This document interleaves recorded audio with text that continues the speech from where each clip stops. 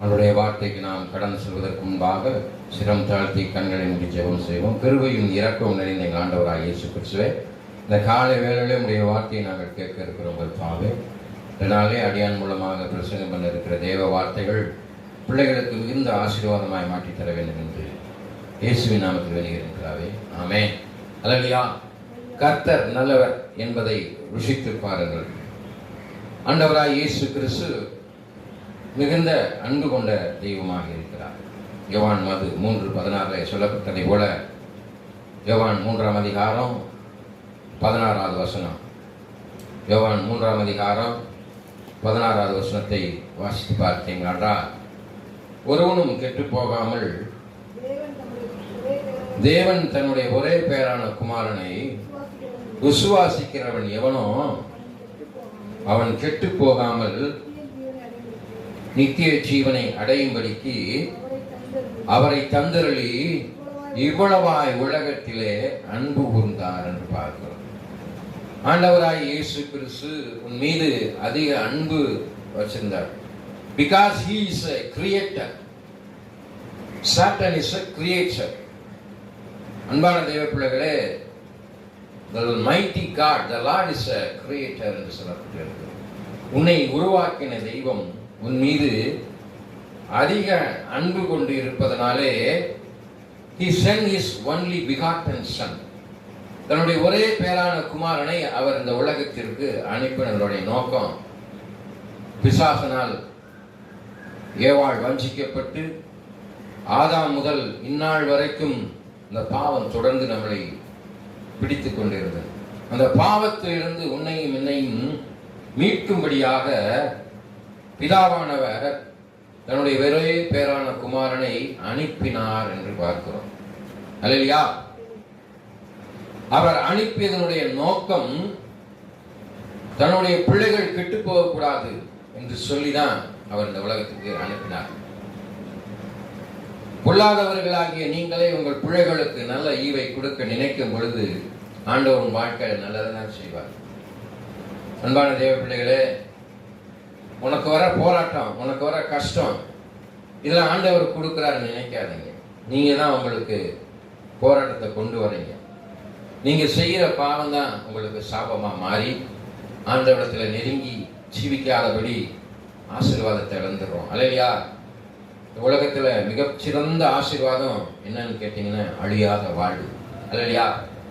பிலிப்பியர் 2ஆம் அதிகாரம் 8ஆம் வசனத்தை வாசித்து பார்ப்போமானால், அங்கே வேதம் சொல்கிறது, அவர் மனுஷரூபமாய் காணப்பட்டு, இயேசுவானவர் மனுஷரூபமாய் இருக்கிறார். இந்த உலகத்திற்கு அனுப்பி வந்தாரு. அவர் மனுஷரூபமாய் இருக்கும் போது, மாமிசத்திலே மனிதனாக அவர் ஜீவிக்கும் பொழுது, மனுஷரூபமாய் காணப்பட்ட பொழுது மரண பரியந்தம், அதாவது சிலுவையின் மரணம் பரியந்தம், அதாவது தன்னுடைய வாழ்நாள் முழுவதுமாய் இயேசு அநேக நன்மைகளை செய்திருந்தார். அவர் இறுதி மரணம், அந்த சிலுவையின் மரணம் பரியந்தம் கீழ்ப்படிந்தவராய் தம்மை தாமே தாழ்த்தினார் என்று பார்க்கிறோம். கீழ்ப்படிந்தார் என்று பார்க்கிறோம். He obeyed the Lord Jesus Christ.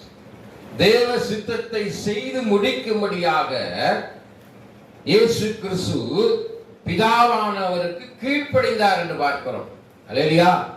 அன்பான தேவ பிள்ளைகளே, இதை கேட்டுக்கொண்டிருக்கிற அன்பான சகோதர சகோதரிகளே, உங்க வாழ்க்கையில நீங்க இயேசுவுக்கு கீழ்ப்படிந்து நடக்கிறீங்களா? உங்க வாழ்க்கையில இயேசுவுக்கு கீழ்ப்படிந்து நடக்கிறீங்களா? என்ன பாஸ்டர் சொல்லிட்டீங்க? ஆமா. ராஜரீக பிரமாணமாகிய உன்னை போல் பிறரை நேசி என்ற அன்பை நீங்கள் பிரதிபலித்தீர்களா? அல்லேலூயா.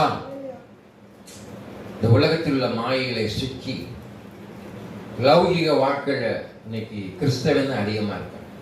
ஆமென். தேவ பயம் கிடையாது. சபைக்கு வரதில்லை, சபைக்கு போறதில்லை, வேதம் வாசிப்பதில்லை, இரவும் பகலும் வேதத்தில் தியானமாய் இருக்கிற மனுஷன் பாக்கியவான். If you want to be blessed, you have to read the Bible each and every day.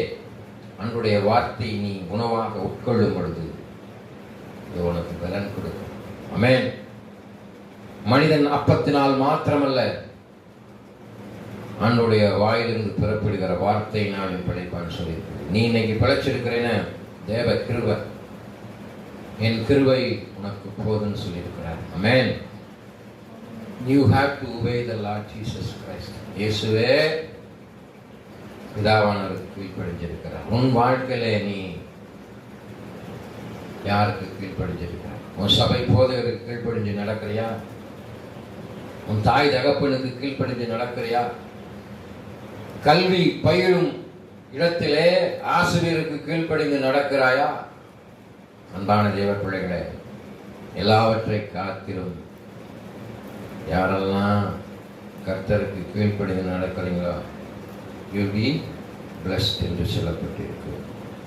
அன்பான தேவ பிள்ளை, விசுவாசத்துடன் தேவ அழைப்புடன் தொடர்புடைய கீழ்ப்படிதல் இருக்கணும். விசுவாசத்தோட தேவ அன்போடு உள்ள கீழ்ப்படிதல் வாழ்க்கை இருக்கணும். விசுவாசிக்கணும்.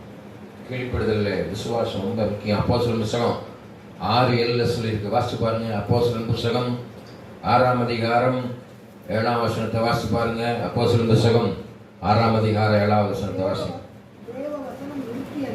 தேவ வசனம் விருத்தி அடைந்தது, சீஷருடைய தொகை எருசலேமில் மிகவும் பெருகிற்று, ஆசாரியர்கள் அநேகரும் விசுவாசித்தார்கள். ஆமென். விசுவாசித்து என்ன செஞ்சான்? கீழ்ப்படிந்தான்.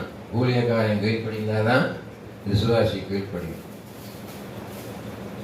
நீ ஒழுங்கா இருந்தாலும் உன் பிள்ளை ஒழுங்கா இருக்கும். ஆமென். இல்லையா? Parents are the role model of children. இல்லையா? தாயை போல பிள்ளை, நூலை போல சேலை. இல்லையா? Praise Father. யாரை போல? தகப்பனை போல சொல்லல, தாயை போல பிள்ளை, நூலை போல சேலை. ஆமென். அன்பான தேவ பிள்ளைகளே, நீதிமொழியின் புத்தகம் 1ஆம் அதிகாரம் 8ஆம் வசனத்தில் சொல்லி, தகப்பன் புத்தியை கேள், தாயின் போதகத்தை தள்ளாதே. இந்த உலகத்துல நீ புத்தியா, ஞானமா, அறிவா நடக்க வேண்டும் என்றால் அனுபவமிக்க உன் தகப்பனுடைய புத்தியை கேட்டு நட. தாயின் போதகம், காட்ஸ் அட்வைஸை போல உலகத்திலே தாய், உன்னை ஈன்றெடுத்த தாயினுடைய போதகத்தை நீ கேட்கணும். தரிகட்டு போகாதபடி உன் தாயின் போதகத்தை கேட்கணும். அல்லேலூயா. ஆமென். யாரெல்லாம் தாய் தகப்பனுடைய வார்த்தைக்கு கீழ்ப்படிந்து நடக்கிறோமோ உலகத்துல உன் ஆயுசு நாட்டு கூடும்.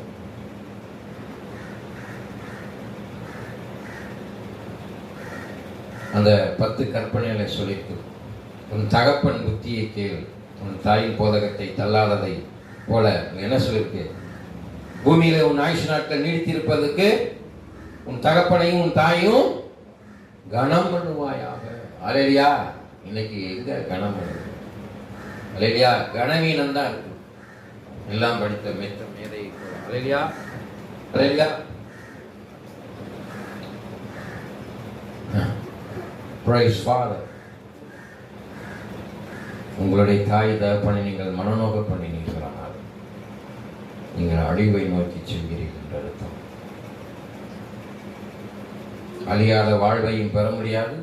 இந்த பூமியிலே ஆயுசு நாட்கள் நீடித்து இருக்கவும் முடியாது. அல்லேலூயா. வேதம் சொல்லு. அங்கே வாசிக்கிறோம். ரோமர் 1ஆம் அதிகாரம் 5ஆம் வசனத்தை வாசி பார்த்தீங்கன்னா சொல்லி, ரோமர் 1ஆம் அதிகாரம் 5ஆம் வசனம், மாமிசத்தின்படி தாவீதின் சந்ததியில் பிறந்தவரும் பரிசுத்தமுள்ள ஆவியின்படி தேவனுடைய சுதன் என்று மரித்தோரில் இருந்து உயிர் தந்தில, மரித்தோரிலிருந்து உயிர் தரக்கூடிய ஒரே ஒரு மனிதன், தெய்வம் இயேசு மாத்திரம்தான். அல்லேலூயா. அல்லேலூயா. பலமாய் ரூபிக்கப்பட்ட தேவகுமாரனுமாயிருக்கிறார். பலமா நிரூபிக்கப்பட்டிருக்கிறது. இயேசு இந்த உலகத்திற்கு வந்தார், மரித்தார், 3ஆம் நாள் உயிர் தெழுந்தார் என்று சொல்லி நிரூபிக்கப்பட்டிருக்கிறது. No one cannot refuse. Jesus has been resurrected. இயேசு மரித்து உயிர்த்தார் என்று சொல்லப்பட்டிருக்கிறது. அன்பான தேவ பிள்ளைகளே, நீ விசுவாசித்தால் தேவ மகிமையை காண்பாய். இயேசு உனக்காக மரித்தார், உனக்காக உயிர்த்தெழுந்திருக்கிறார் என்று விசுவாசிக்கணும், கீழ்ப்படியணும், அவனுடைய வார்த்தைக்கு கீழ்ப்படியணும். கிறிஸ்துவோடு சேர்ந்து சிலுவையிலே அறையப்பட்டேன், ஆயினும் பிழைத்திருக்கிறேன்.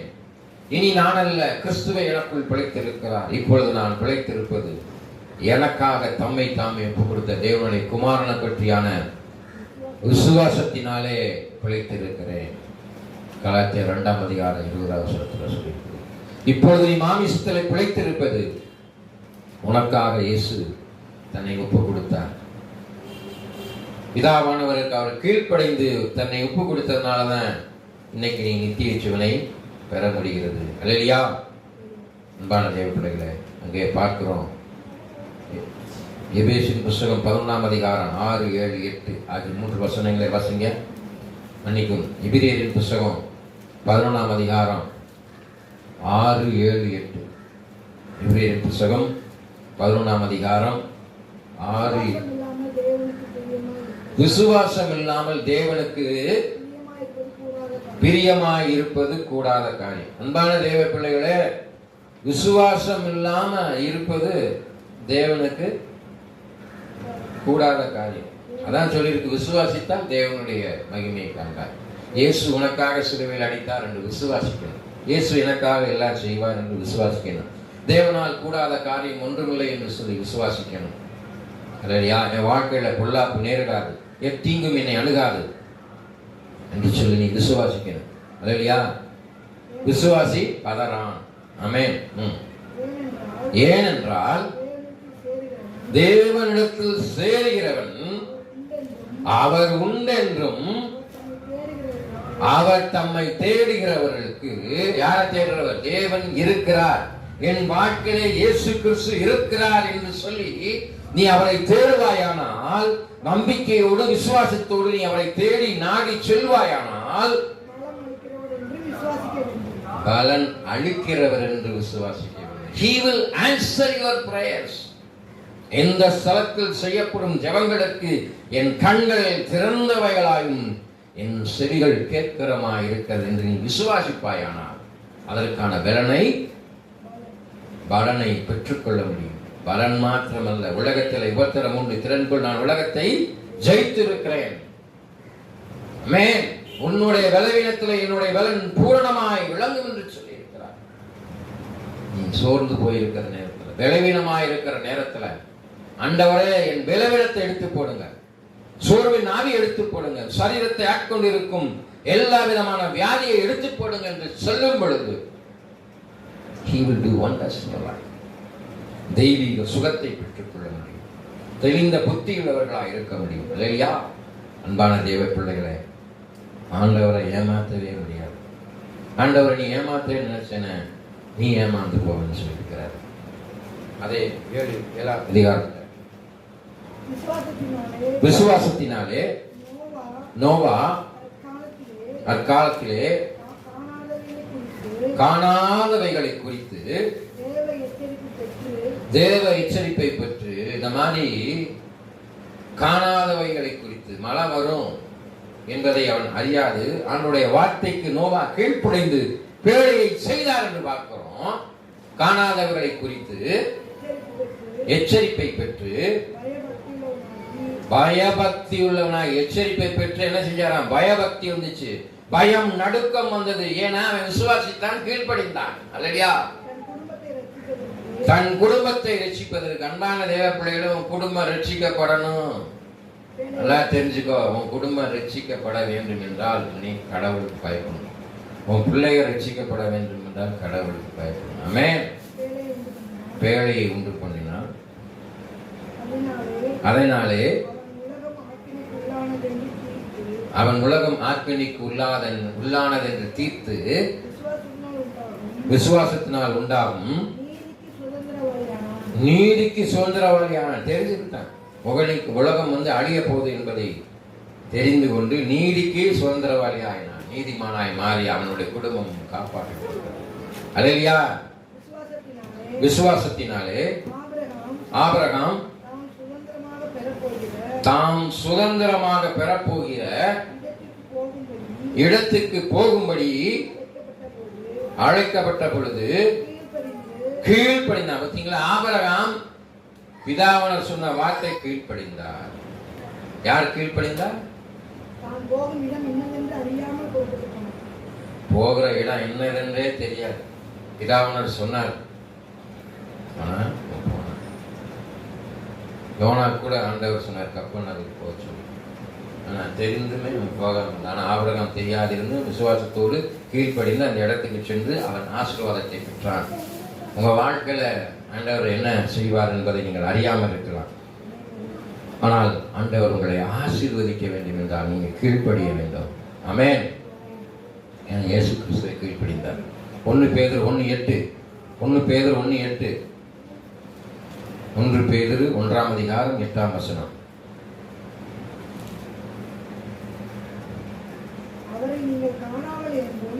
என்னது?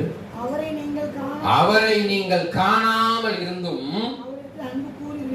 அவருக்கு அன்பு கூறுகிறீர்கள். இப்பொழுது அவரை தரிசியாமல் இருந்தும் அவரிடத்தில் விசுவாசம் வைத்து சொல்லி முடியாததும் மகிமையால் நிறைந்ததுமாயிருக்கிற சந்தோஷம் உள்ளவர்களாய் என்ன செய்றீங்க? களி கூறுறீங்க. நீங்க பிதாவை பார்த்ததில்லை, இயேசுவை பார்த்ததில்லை, ஆனா விசுவாசிக்கிறீங்க. ஆண்டவரின் வாழ்க்கையை நன்மை செய்வார், அற்புதத்தை செய்வார். நீங்கள் ஒன்றுக்கும் கவலைப்படாமல் எல்லாவற்றையும் குறித்து உங்கள் விண்ணப்பங்களை சோத்திரத்தோடு கூடிய ஜபத்தினாலும் வேண்டுதலினாலும் தெரியப்படுத்துங்கள் சொல்லியிருக்கிறார். சோத்திரத்தோடு தெரியப்படுத்தும் நம்பிக்கையோடு. கர்த்தர் என் விண்ணப்பத்தை கேட்டார், என் கர்த்தர் என் ஜபத்தை ஏற்றுக்கொள்வார் என்று விசுவாசிக்கணும். ஆமென். தேவ பயம் ரொம்ப அவசியம். தேவ பயத்தோட உங்களுக்கு கீழ்ப்படிதல் இருக்க வேண்டும் என்று சொல்லியிருக்கிறது. சங்கீத புத்தகம் 111:10 சொல்லியிருக்குது, கர்த்தருக்கு பயப்படுதலே ஞானத்தின் ஆரம்பம். ஆரம்பம். இந்த உலகத்துல ஜீவிக்கணும்னு உனக்கு ஞானம் அவசியம். இல்லைன்னா ஏமாத்திட்டு போயிடுவான். பிசாசு உன்னை விழுங்கிவிடும். உன்னுடைய பாவம் உன்னை மேற்கொண்டு விடும். பாவம் உன்னை மேற்கொள்ளாதபடி ஞானம் உள்ளவர்களாய் புத்தி உள்ளவர்களாய் நீ நடக்க வேண்டும் என்றால் கர்த்தருக்கு பயப்படணும். 2 கொரிந்தியர் புத்தகம் 7ஆம் அதிகாரம் 15ஆம் வசனம். 2 கொரிந்தியர் புத்தகம் 7ஆம் அதிகாரம் 15ஆம் வசனத்தை வாசிப்போம்.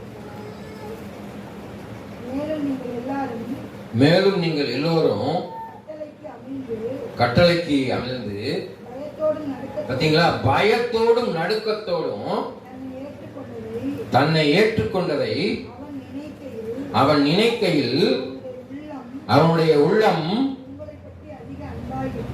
உங்களை பற்றி அதிக அன்பாயிருக்கு. அல்லையா? அவருடைய உள்ளம் உங்களை பற்றி பயப்படணும்.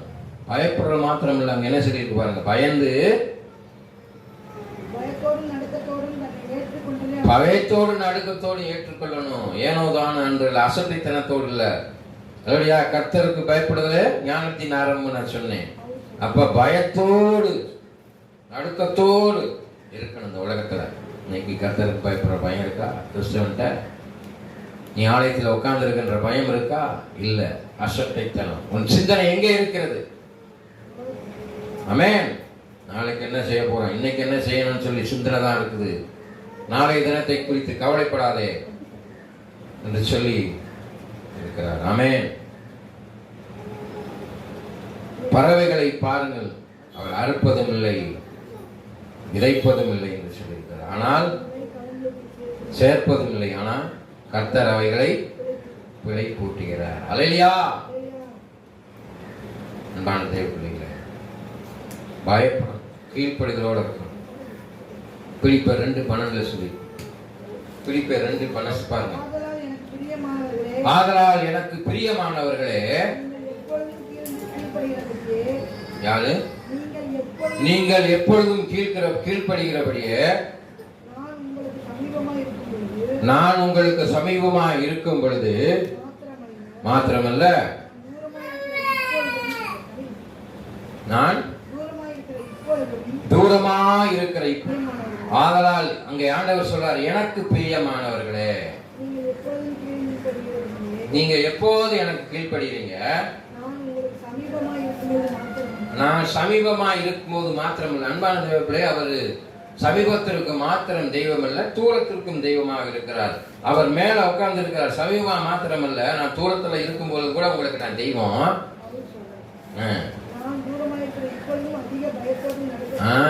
நான் இங்க இல்லைன்னு நினைக்காதீங்க. நான் தூரத்துல இருந்தாலும் நீங்க என்ன அதிக பயத்தோடும் நடுக்கத்தோடு உங்க ரட்சிப்பு நிறைவேற வேண்டும் என்று சொல்லி பிரயாசப்படணும். நீங்க ரட்சிக்கப்பட வேண்டும் என்று சொல்லி நீ விரும்ப வேண்டும். ரட்சிப்பு இல்லாம இந்த உலகத்துல ஒண்ணுமே இல்லை. உலகத்தை ரட்சிக்கும்படியாக தான் இயேசு கிறிஸ்து வந்தார். ஆமென்.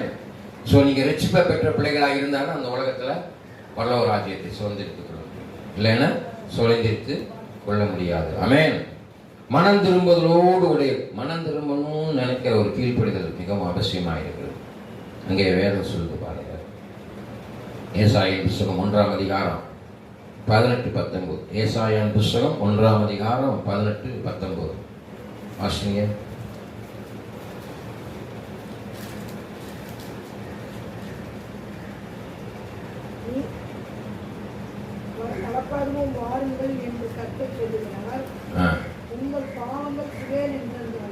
உங்கள் பாவங்கள் சிவேர் என்று இருந்தாலும் உண்மை உறைந்த மலை போல் வெண்மையாகும். அவைகள் இரத்தாம்பர சிவப்பாய் இருந்தாலும் என்ன போலாகும்? பஞ்சை போலாகும். நீங்கள் மனம் பொருந்தி முழு மனதோட மனம் பொருந்தி செவி கொடுத்தால் தேசத்தின் நன்மையை புசிப்பீர்கள். மனம் பொருந்தினா என்ன? ஒப்புரவாய் முழு மனதோட முழு இருதயத்தோட நீங்க சொன்னீங்கன்னா அவைகளை பெற்றுக்கொள்ள முடியும் என்று சொல்லி அன்பான தேவைப்படுகிறது. அது மாத்திரமில்லை, ரோமர் புத்தகம் 5ஆம் அதிகாரம் 19ஆம் வசனத்தை வாசிங்க. 5:19 தெளிவா சொல்லியிருக்கு. 5:19 அன்றியும் ஒரே மனுஷனுடைய கீழ்ப்படியாமையினாலே அநேகர் பாவிகளாகப்பட்டீர்கள். ஒருவருடைய கீழ்ப்படிதலினாலே அநேகர் நீதிமான்களாக. இதுல என்ன நீங்க தெரிஞ்சிருக்கிறீங்க? ஒருவருடைய கீழ்ப்படியாமை. அன்றைய தானத்தினாலே ஆதாம் செய்த கீழ்ப்படியாமையினாலே அநேகர் ஆகிய நீனும் நானும் என்ன செய்யப்பட்டிருக்கிறோம்? பாவிகளாக்கப்பட்டிருக்கிறோம். ஆனால் ஒரே மனுஷனுடைய கீழ்ப்படிதலினாலே நம்ம வாசகம்ல பிலிப்பியர் 2:8 மனுஷ ரூபமாய் காணப்பட்டு சிலுவையின் மரணம் தம்மை தாமே தாழ்த்தி கீழ்ப்படிந்தவராய் காணப்பட்டார். இந்த ஒரே மனுஷனுடைய கீழ்ப்படிதனாலே நீங்க என்ன செய்யப்பட்டிருக்கிறீங்க? நீதிமான்களாய் மாற்றப்பட்டிருக்கிறீங்க. இன்னைக்கு நீதிமான்களாய் மாற்றப்பட்டதற்கு காரணம் இயேசு உங்களுக்கு செய்த அற்புதம், சிலுவையில் செய்த அதிசயம். அவர் கீழ்ப்படிந்தார். பிதாவுக்கு கீழ்ப்படிந்து தன்னை ஒப்பு கொடுத்ததுனாலே நீங்கள் இந்த நாளே நீதிமான்களாய் ஆக்கப்பட்டு பிதாவுக்கும் நம்மளுக்கும் இருந்த உறவு 400 வருஷம் இருண்டு கிடந்தது. அந்த உறவை இயேசு கிறிஸ்து புதுப்பித்தார் என்று பார்க்கிறோம். கண்களை மூடி ஜெபம் செய்வோம். கிருபையும் இரக்கமும் நிறைந்த எங்கள் ஆண்டவராக இயேசு கிறிஸ்து, இந்த காலை வேளையிலே உம்முடைய வார்த்தையை நாங்கள் கேட்டோம் கர்த்தாவே.